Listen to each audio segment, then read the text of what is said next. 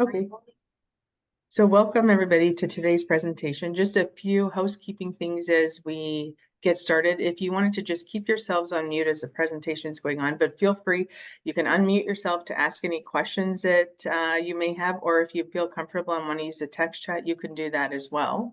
Um, so I just wanted to mention early bird pricing. I can't remember the date exactly, but anyways, it's still out there. Our event going to be held on November 12th. It's both either online or in person. It's our summit gala.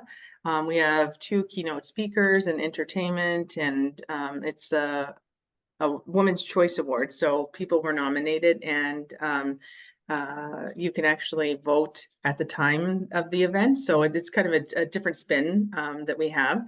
So anyways, if you would like to join us, I'll put the link in the chat in a little bit, and you could register online. It's a full day event, so I think it begins around 12:30 until about 8. So, and there'll be breaks in between and stuff like that if you are joining online. But anyways, without further ado, I wanted to welcome our guest speaker, Paige Weir. And I'm just going to do a little brief introduction, and then I will hand it over to you, Paige. All right. All right. So Paige has 20 years experience in graphic design and has been an art director on numerous publications, including Avenue Edmonton and Alberta Oil Magazine, and has created new publications for clients like Canadian Blood Services and the University of Alberta, among others.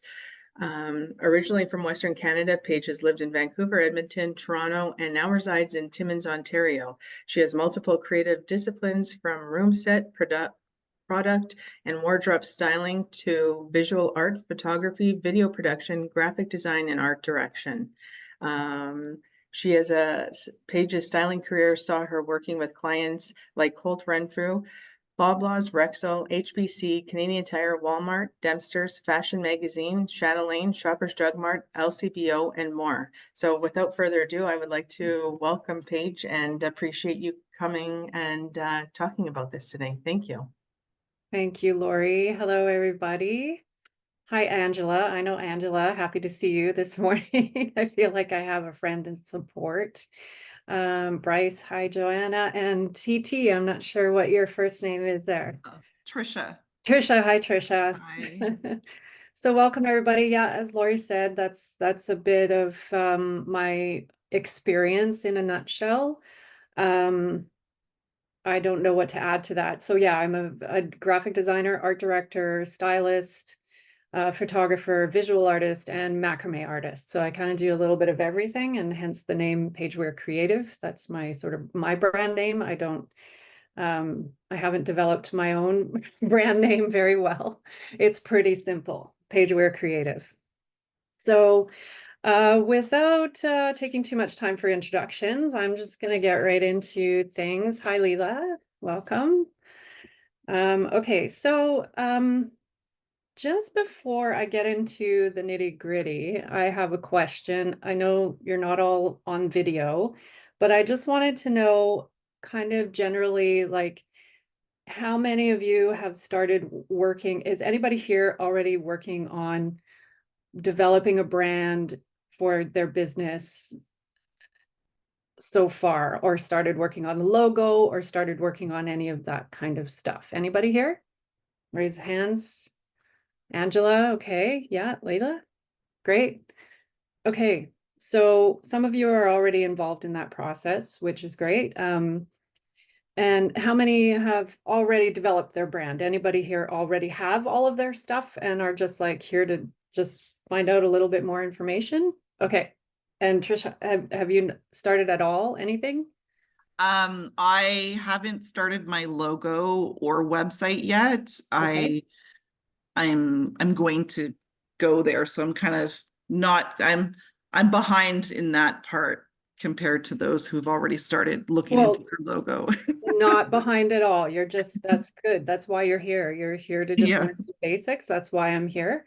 I'm just going to sort of guide you through some of the basics of designing your presence. So let's get started. I'm assuming that some people might be using sites like Canva to work on their materials. I know Angela is has. And so that's one thing we're going to talk about. Has anybody been working with a designer for their stuff? No. Okay. All right. So, okay. Let's go through. So what makes a good logo? Some of the basics here. Some things you want to consider when developing your logo is simplicity. Okay. Is it simple? Is it complex? Are there a lot of layers and elements going on? One thing I see with Canva, and I'm not knocking Canva, I think Canva is a great tool. But I would advise that you have to be very careful when you're working with something like Canva, because some logo templates that you can use on there are very layered. And sometimes they have many different fonts. Some of them have little graphic details, little illustrations that are included.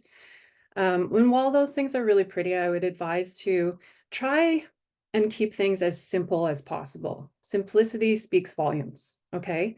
That is one of the things that I learned in school right off of the bat. Keep it simple, okay? Keep it simple, students, or keep it simple, stupid, is what they say. But try and keep it as simple as possible. Legibility, that's another thing you want to think about. Is your logo, does it have a variety of font sizes? Okay, when you have a larger font followed by a tiny, tiny little font, consider where your logo is going to be presented. Is it going to be on a billboard? Is it going to be on a t-shirt? Is it going to be on a business card when it's this big? Okay, those font sizes, when they're already really teeny tiny, are going to become, or if they're really lightweight, that's another thing to consider. If the font is really light and thin and fine, when you print it on a business card, sometimes those lines get completely dissolved and then the legibility is shot. Okay, so that's one thing you want to consider as well. Colors. Generally, I would say you want to keep it to 1 to 2 colors, I mean 3 colors, depending on how many elements you have in your logo, how many words. If you have an icon that also accompanies your business name, you want to keep your colors to a minimum, okay? And we'll come back to color later when we're talking about developing brand colors, but right now that's just one thing you want to think about when designing your logo. Another thing you want to consider is timelessness of your elements, okay? Are you using something that's super trendy right now, like handwritten fonts? Okay, I've seen this rise of handwritten fonts come over the past 6, 7, 8 years, where you get this calligraphy style of writing, and that's been a new trend. Like, that's not, you know, back when I started in design, we have script fonts, sure, but we use them to a minimum. Handwritten fonts can be loose and casual if that's your brand. Maybe you have a food brand that you have and you want to have that nice like cuisine, you know, in this beautiful handwritten font. Great, but think about timelessness here, okay? Is your goal with your business to be in business for the next 20, 25 years? Or is it just a product that you're selling right now and you're going to move on someday? Maybe that's fine. Maybe you can have something that's super trendy. But if you're looking at the long term, you want to think about timeless elements, okay? And that includes like your fonts, your colors, okay? If colors are on trend right now, they might not be in 10 years from now. So consider that. Is your logo relevant to your brand? Okay, so that means, are you using elements in your logo design and your icon, if you have an icon, that are actually relevant to what you're doing?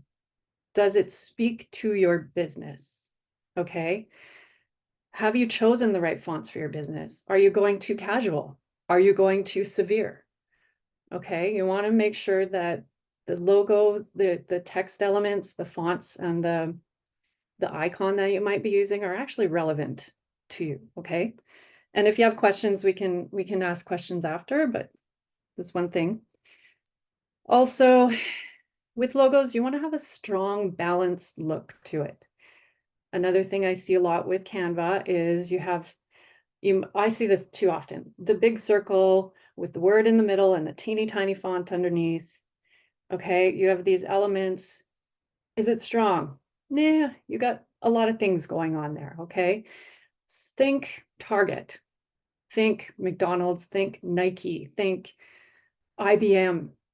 Okay, strong, simple, and it has a balanced look to it. So there's not a lot of elements there. It's just super simple. Apple, I mean, these are huge brands. They've spent a lot of money on their branding, but those are things to consider when you're developing your own look, okay?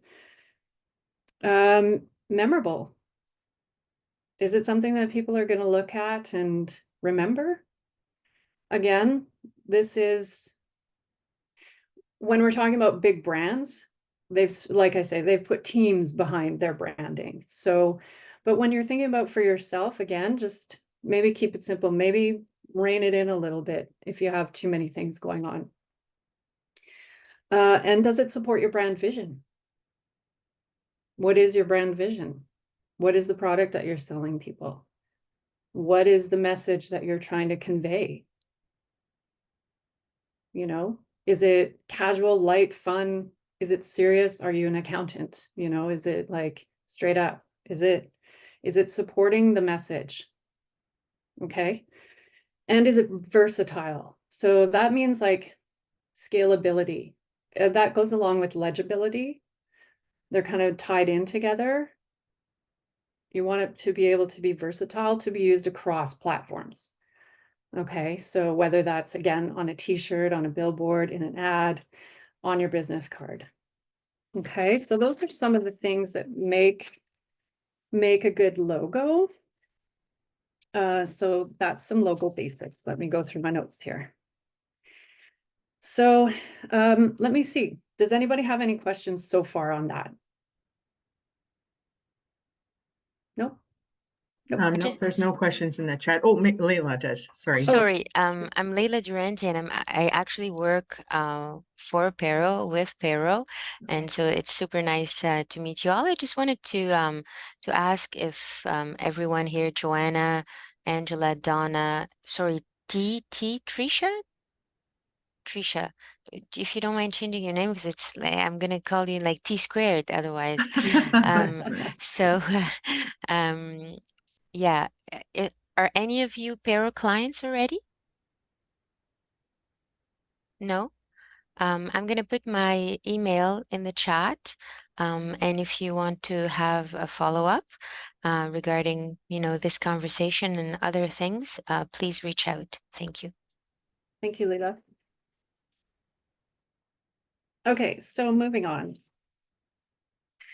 So I'm going to talk a little bit about the process of designing for your brand.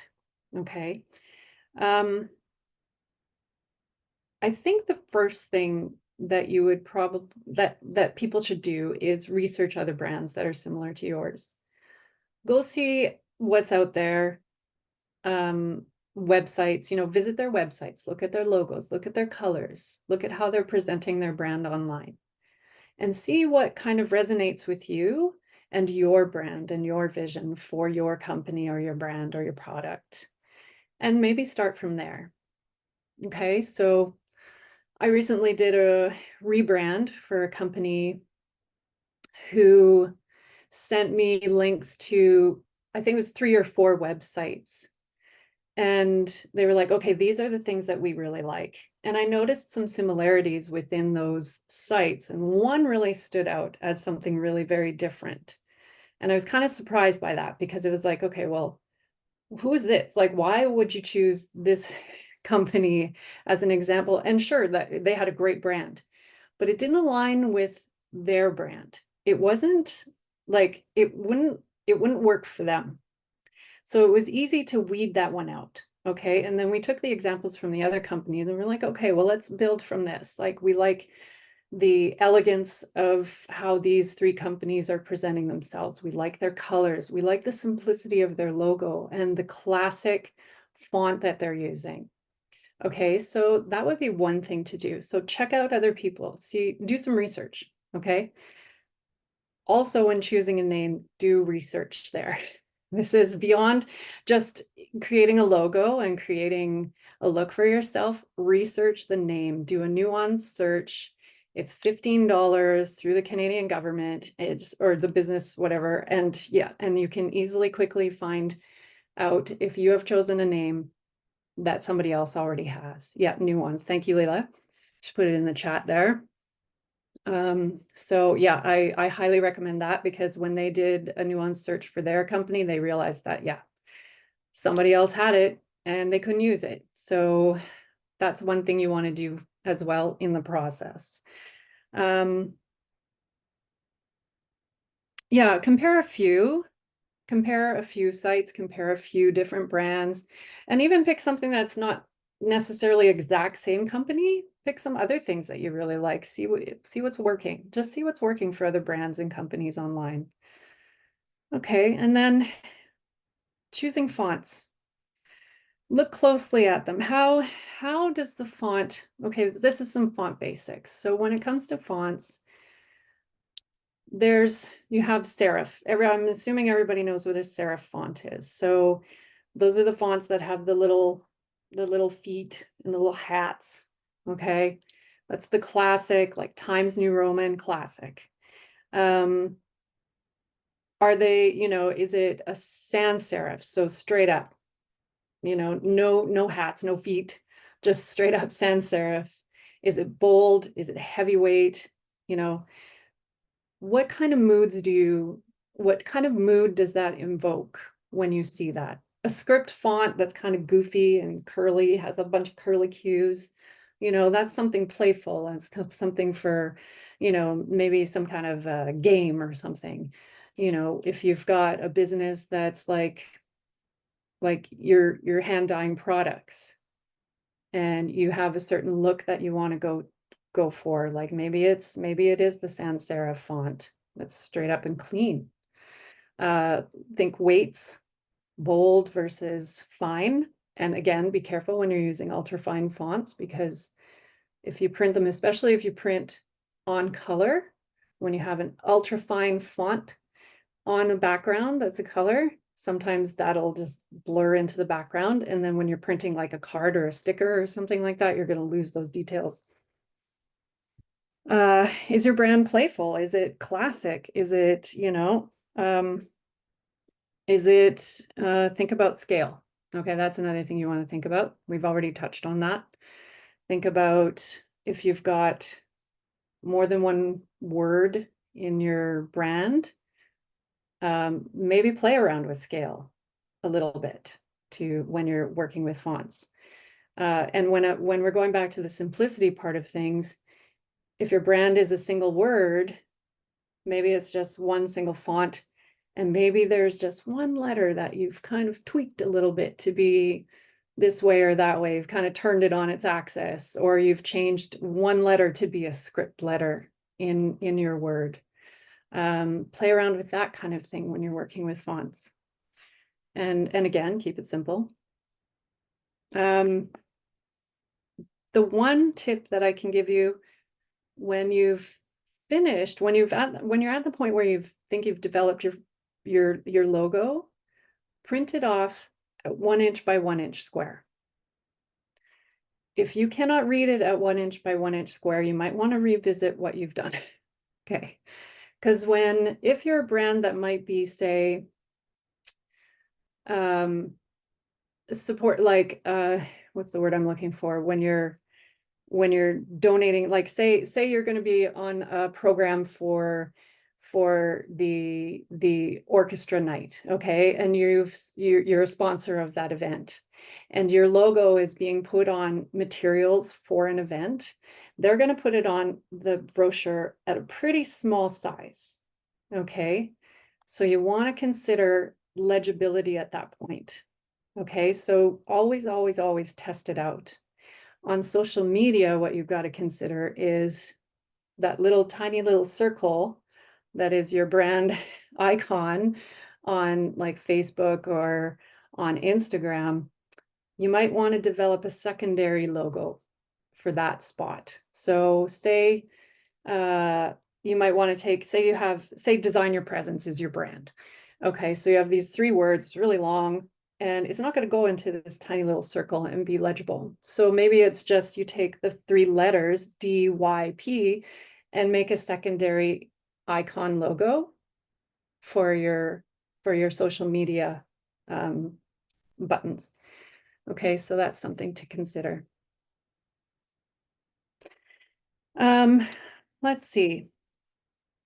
I was going to touch on the logo templates. So downsides, I think the major downsides that I'm seeing with logo templates, and this happened to me. So I'm speaking from personal experience here. I have this macrame business, my side hustle. And while I've been a designer for a really long time, one of the hardest things I've had to do is brand myself. I just haven't been able to do it. I really just need to hire somebody else to do it for me because I can't do it for myself. So when I was developing my brand for my macrame company, and I was going to my first big market, I decided, because I didn't want to spend hours and hours trying to hum and haw over designing a card for myself. I had developed a brand, I had a logo, but I went on Canva and I took a card template that I found that was really quite pretty, made myself a card, and this is in Timmins, we're in a small town here. But it was a big market. And at that same market, there was another crafter that had the exact same business card as me. And I was like, well, that's not very successful. Now the market's saturated. Okay, so this is what happens when you're using this template. This is what I advise. Okay, be very careful when you're choosing templates off of Canva because millions of other people are doing the same thing. Okay, so there's going to be a lot of people out there choosing the same logo templates. Oh, Leela? Yeah, I have an anecdote. I created my logo on Canva as well. Okay. And it was great and wonderful, except that it was not transparent. And it was a bit of a complex thing. So it would have this edge, the square. So when I would put it on documents, it would not seamlessly, go on there. It was not, as versatile as it appeared. Right. So sometimes, it may be worth it, just like Paige mentioned, to get somebody to help you with this. Like once you refine really what you want and stuff like that, because then you waste a lot of time and money otherwise going back and forth with the designer. But yeah, so there are glitches that you don't foresee. So until the last step when I was putting my stuff on documents, I was like, man, this stuff has edges. So I had to call on a friend who's an IT buff. And I was like, okay, I'm gonna do this for you. So thank goodness I had an IT buff who was able to, somehow edge out the logo essentially. So yeah. Yes. Yes, Angela pointed out in the chat that there are download settings in Canva where you can download a transparent version of. So yeah, and again, that's just experience and just luckily you had a friend. Um, if you know somebody who's a designer or anything, just be friends with them because they're there to help. That's what I did with Angela. Angela came to me while she was working through Canva. And together we were able to, hopefully, I mean, Angela's been developing a brand for her string ensemble.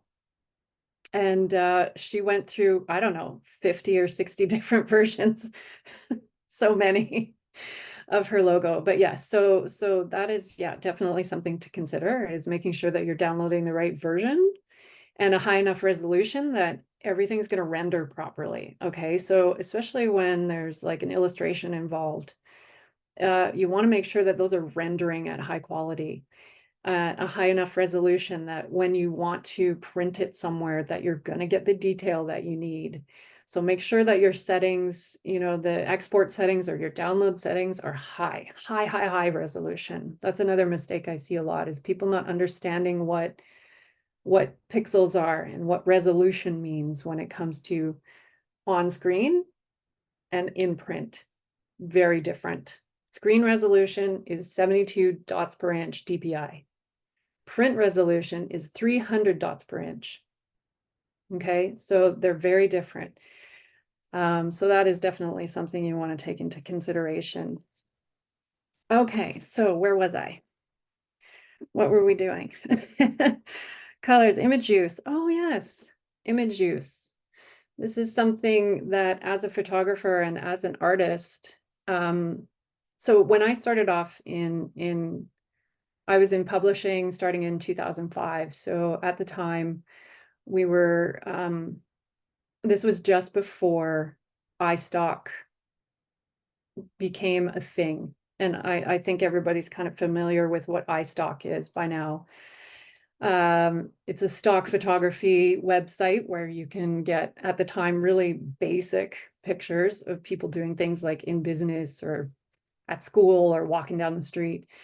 And what I saw over the years is with the rise of stock photography sites and then free photography sites, is that this sort of, this sort of deep, I don't know, not an evolution, but a devolution, I suppose. I can't remember. I don't know what I'm trying to say, but where artists and photographers are not being properly credited for the work that they're doing. Okay, and this is something to really consider when you're sharing, even when you're sharing images online, like on Pinterest. I was on Pinterest one day and I saw an image that I created as a stylist. It was not, I worked on a photo of some perfume for a magazine for Sears that I was working on at the time. And this showed up on Pinterest. And I was like, I was shocked. I was shocked to see it there, first of all, because Pinterest is it's so global, like millions of pictures, like what are the chances that I would see it there? But I have no idea where it came from, who posted it there, because I didn't. And there was no credit at all for the photographer, for the stylist, anything, nothing. So not even for the client that it was for, which was Sears Canada. So it really hit home at that time for me, thinking, wow, my stuff is just being shared and nobody knows who made it. It's like people, when you see somebody share something, you think, oh, did you make that? Did you put that poem there? Is that your image? Chances are not. Okay, so there's this regurgitation of free imagery that really devalues the work that people have put into something. So websites like Unsplash, where you can get beautiful photography for free, that's great. I think it's wonderful that we have that access to that, but they do ask, that if you're going to use that image, do credit the photographer, do credit the creator, because our heart and soul goes into things like that. As a photographer, as an artist, heart and soul goes into that. So if you can, where you can, please try and credit people for the use of their imagery. And it just shows good faith. That's all. It's good business practice too. I worked in magazines for many, many years. Always credit people. Always, always, always. Illustrators, photographers. Okay, so that's that. I'm gonna stop. Okay, so on to branding. I would say that as you're developing your brand, once you've come up with a company name, you might want to consider, does it reflect what you want to be known for in your company name? Okay, does it allow you to grow your business in the future? Is it aspirational? Is that name, going to live on? Maybe mine's not. Like I'm also speaking from my own failings here, because I have, like I said, I will admit that I am terrible at branding myself. So because I have such a variety of creative things going on, I've just like labeled myself as Paige Weir Creative, because that's as simple as I can put it. And you know, so you want to consider, I mean, I think Paige Weir Creative says it all. It's pretty timeless. I don't think it's going to go anywhere. If I made up some funky cool name or acronym for myself, I don't know if that would be as timeless. So I'm okay with it. It's something to consider. Then you have to think about your color palette. So you want to develop a color palette that supports your brand. Okay. Color, you could spend weeks and weeks on learning color psychology. There is so much to learn about color. I would keep color palette to maybe 5 colors, maybe 6. I wouldn't go too crazy. And you want to consider how you're going to use that with your logo, your backgrounds, all of the things. And color really speaks a lot of volume. Okay, so again, back to a recent client that I had, their original brand had a very magenta and a very dark, dark navy blue as their branding colors. And while they really liked the magenta, you know, pink is like not always the color that people really think is a professional color. Okay, so I was like, maybe that's not like the best color. If you want to be an elevated brand, maybe let's think about something a little bit more sophisticated. Okay, so we went with a very, very sophisticated 5-color palette, very simple. And that's, yeah, you know, you want to think about that. Is it supporting your brand message? Is it something that's too trendy? Like there was a time in the early 2000s where I knew a lot of women who were developing their craft brands or whatever, and they were using teal and purple because that was the thing, teal and purple together. And now it's like, okay, well, you know, maybe we can move away from that a little bit. So you got to think about, you know, it might be your favorite colors, great, but for your brand, is it going to work for your brand? Okay, so consider that. When you develop your logo, this is where you are recognized the most. Do you want an icon to go? Wait, Angela says something here. What was that? Favorite color combo as a kid was going to be wedding colors when I was 12. Yes, right. So yeah, for a while there, teal and purple were beautiful together and it was like super trendy and great. But is that going to align with your brand? Okay, is it going to give you that you know, that sense of professionalism? So you want to think about how people perceive your brand through those colors. And there are a few websites, you can just quickly Google it, color generators or color palette generators. Even Canva has a lot of color palettes that you can use. Great tool. Just always consider the usage when you're using your logo on backgrounds that are colorful, how you're going to use those colors across all of your social media, your website, and everything else. Okay, so thinking about social media and website, I think next, unless anybody has any questions, I don't think so. Nobody is chatting. Okay. So on to websites. There are so many website building platforms that you can use, from GoDaddy, Squarespace, Format. That's where my website is. That's for like mostly creative professionals. They're like, it's just gallery heavy pages. I have only used those 3, but in the past I've used all kinds of web development software, including Muse, Dreamweaver back in the day, where you still had to know a little bit of HTML, which is very hard. But the tools have evolved, obviously, and become very user-friendly.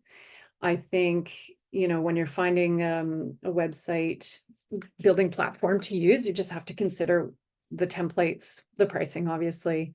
One thing I really like about Squarespace is that the program really maximizes the desktop design for mobile.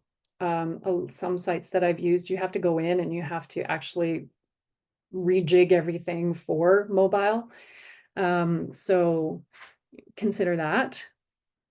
But also choose your template for your site carefully. Again, it's like you just want to make sure that it's aligning with your brand. simple is sometimes better. It doesn't have to be too fancy. And if you can upload your color palettes and your fonts, great. Because if you can use your brand fonts on your website, even better. Sometimes that's limiting depending on where you've developed your logo, and which design software, if you're using your own design software. Because I think Canva uses a lot of like Google fonts, and they're available through Google, and there's code that you can copy over. It's fairly simple. You can learn that easily through the builder. Think about in your website, your hierarchy of information. Okay. What is the first thing you want people to know? Is it your brand message? Is it your bio? Or are you going straight into just portfolio of work? Okay, if you're a creative individual, maybe it's just like simple, your name and images. And that's beautiful. Sometimes it's so simple. And then have your links to your other pages where you have your about form, your contact form. Single scrolling pages are great at first if you're just doing something really super simple, like about and maybe your product or your service that you're selling and a contact form. That's great.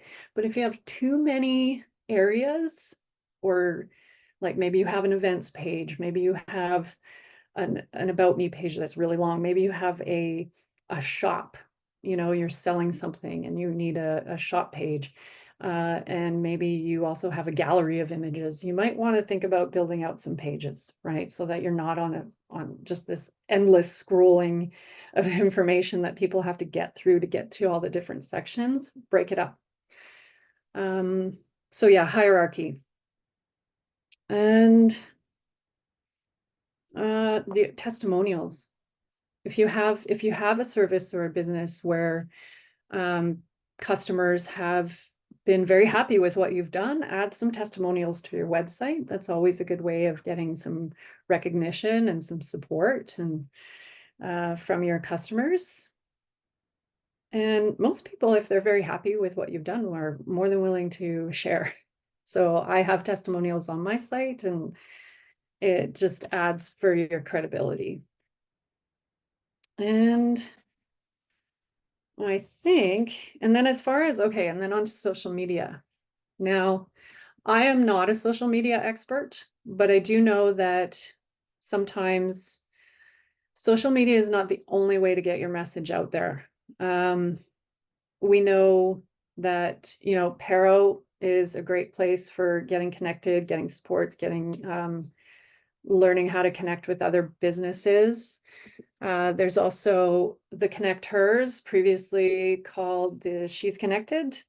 They're also a great place to networking events, anything in your community. Social media is a great place to keep, engaged with people, but it's not the only place to get business.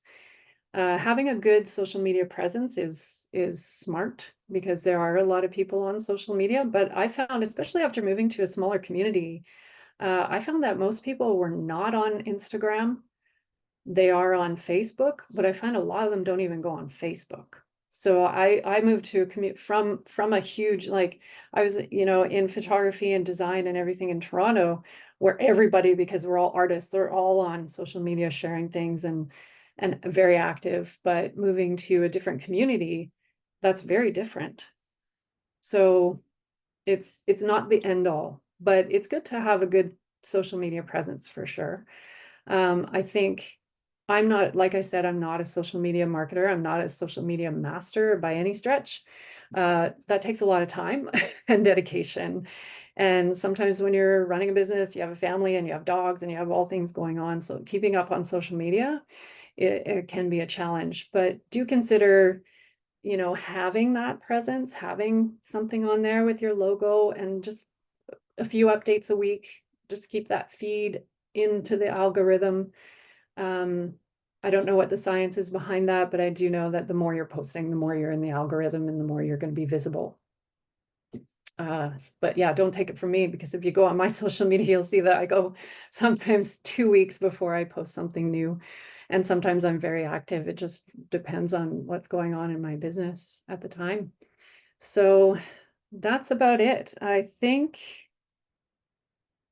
Oh, yes. Another thing that I want to talk about with websites is SEO, search engine optimization.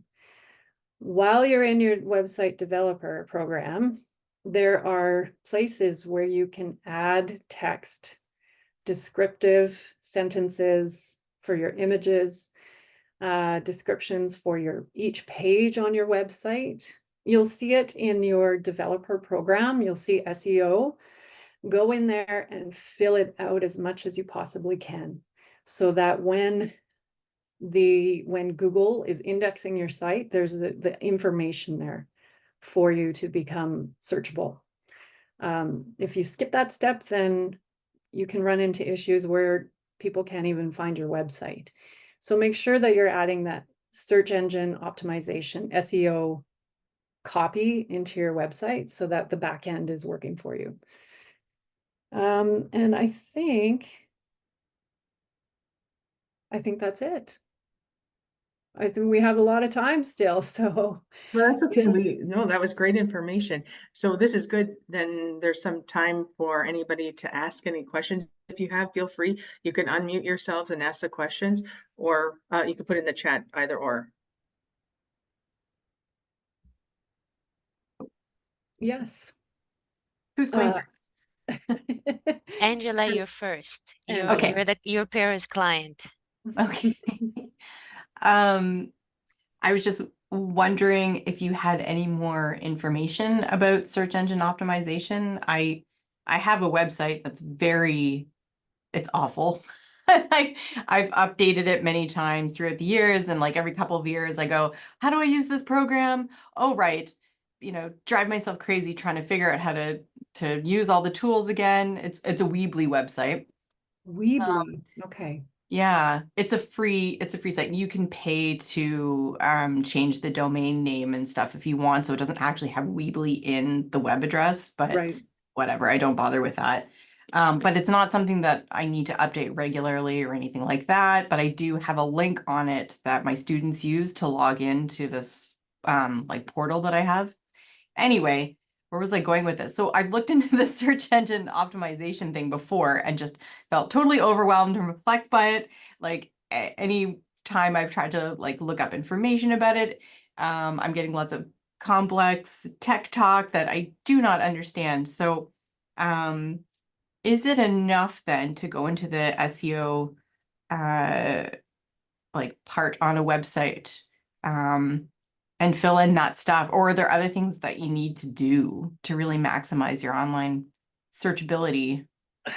That is a great question, Angela. And I am not an SEO expert. I just know that that is something that you want to add to your website. So Okay. if you have gone in and filled out all of the fields for SEO to optimize, then you've done what you can.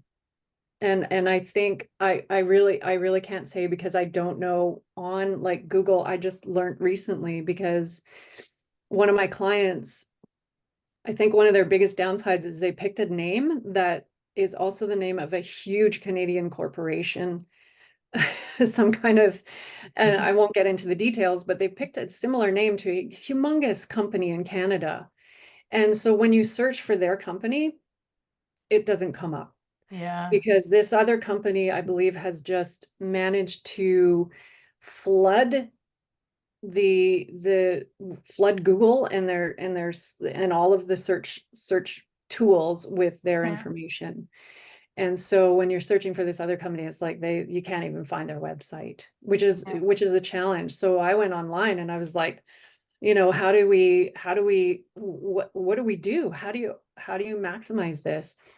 And I learned about these crawling and what it means when search topics get searched and the web like crawls for all the information. Okay, it just spreads out and then tries to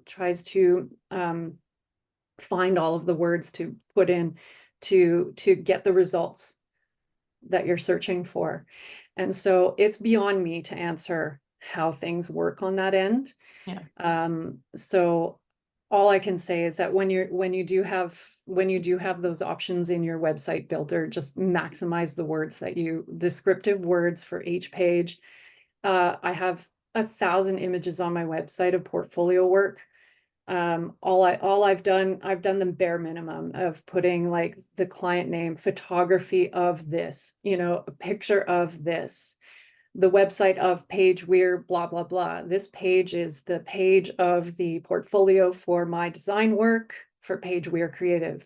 Those are the kind of words you want to have in their descriptive terms that help the search engine find the information when somebody's Googling that.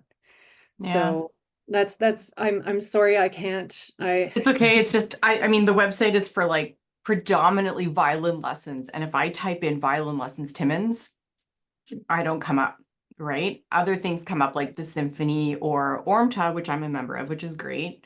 But yeah, in order to go to my website, you have to search my name. If you search my name, it comes up, no problem. But violin lessons, wedding musicians, like none of that. So are I'm those obviously doing words, something wrong.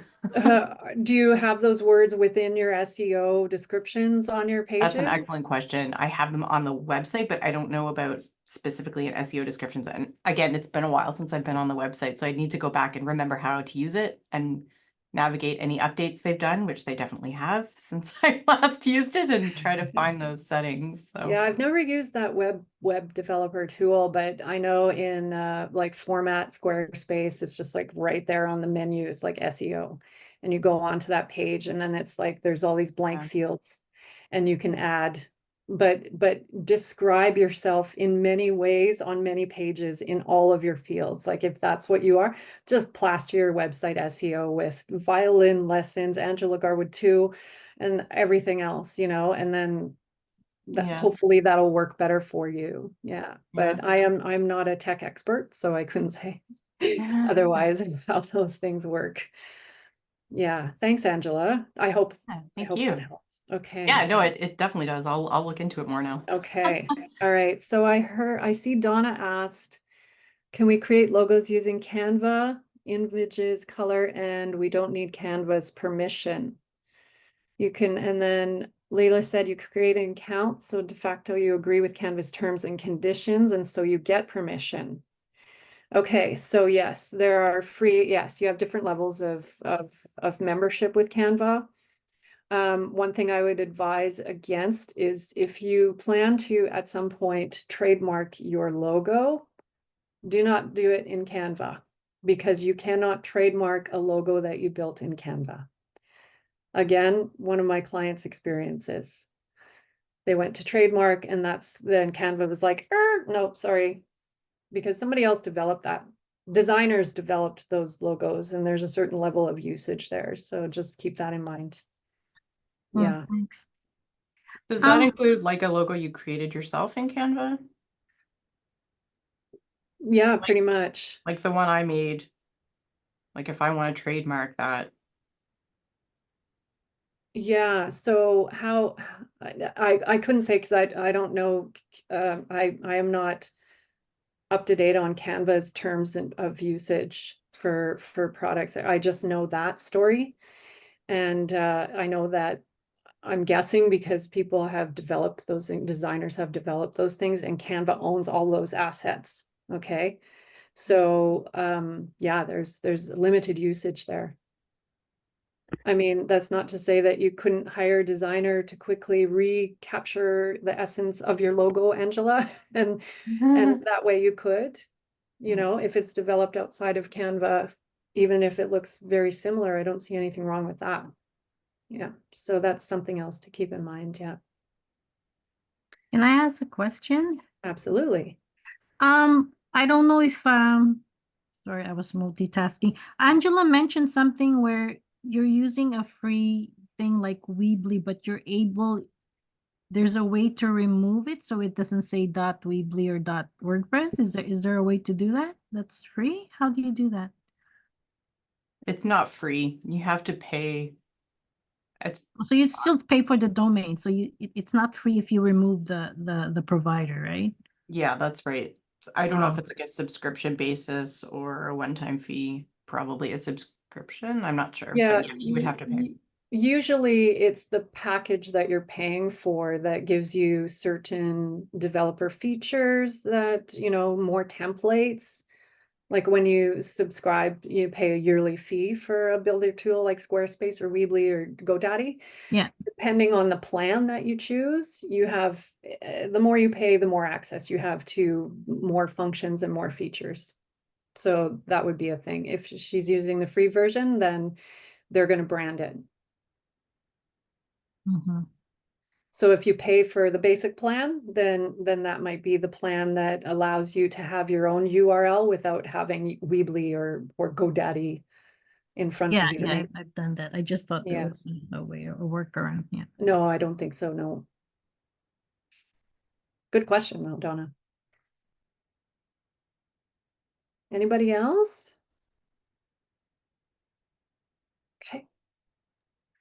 Well, Lori, I think that's Yeah. about it. We're a little bit early, but I think, I hope that I was able to give everybody enough information of the basics of these things to help you along your journey of branding yourself and developing your own presence online. So thanks everybody for coming.